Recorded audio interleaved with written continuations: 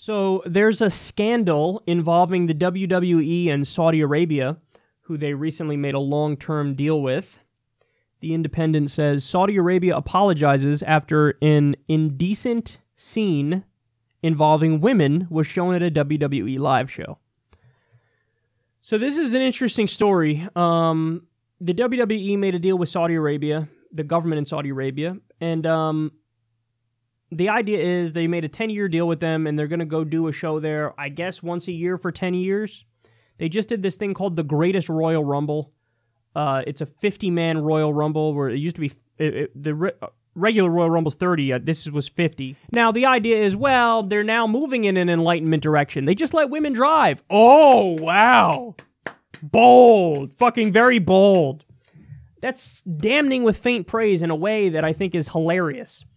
And in the fucking pay-per-view, they ran this little thing that was like a just flat-out fluff piece of Mohammed bin Salman. We're talking about they're moving in a new direction and they're letting women drive. Yes. Now, meanwhile, they had none of the women, who, by the way, there are a bunch of them right here. None of the women had any matches. Usually they have matches at all the pay-per-views, all the Monday Night Raws and SmackDowns and stuff. So part of the deal they made was no women allowed. So you can't praise how enlightened you are at the same time as you're like, and by the way, no women. And then what happened was the same shit that was running on the WWE network, like the promotional commercial, they played that in the stadium in Jeddah, Saudi Arabia. And that means that on the screen you saw women who were dressed like this. Like that. And so people in the audience were like, oh! Scandal! A woman's body exists, and there's skin that's there. Gross. So they literally put out an apology. So the Saudi Arabian government put out an apology and was like, we're sorry for the indecent exposure, and we won't let this happen again, and there will be no women at any of the upcoming events over the next 10 years. So really, the criticism of the WWE here is you're acting as a propaganda piece for the Saudi government to act like they're all oh so enlightened now, when all they did was fucking let women drive. And they showed the movie Black Panther. They had a ban on movies for all this time. Then they just showed the movie The Black Panther recently. And that's now viewed as like, so modern. They showed a movie and allowed women to drive. Again, damning with faint praise.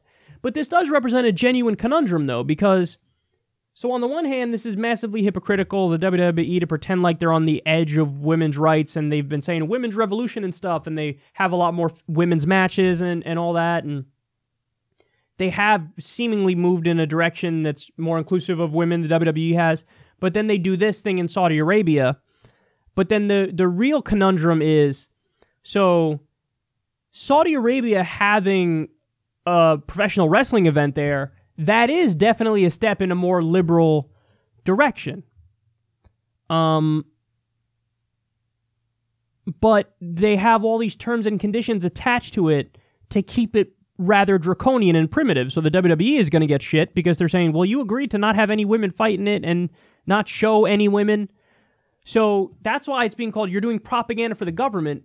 But the Saudi government actually is taking a step in the right direction, even though it's a little step. Because a big step would be we're going to allow the wrestling, and of course you could have the women do whatever. But they're like, we're not ready for that yet. So they're taking like baby steps kind of thing.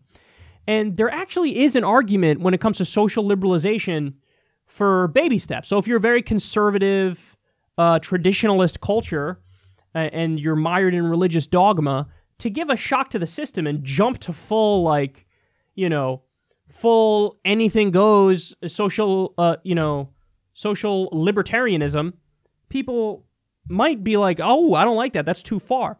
So there is an argument for like inching in the right direction. But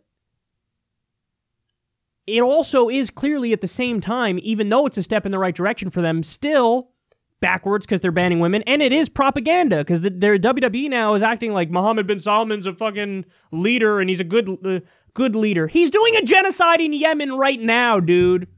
Like, he's carrying out a genocide. But they did a fluff piece, like, he's letting women drive. Isn't he wonderful? So there's a lot of hypocrisy embedded in this. But at the same time, it also is a step in the right direction because it is moving in a more liberal direction to have a professional wrestling event there and to show a movie, even though that's damning with faint praise.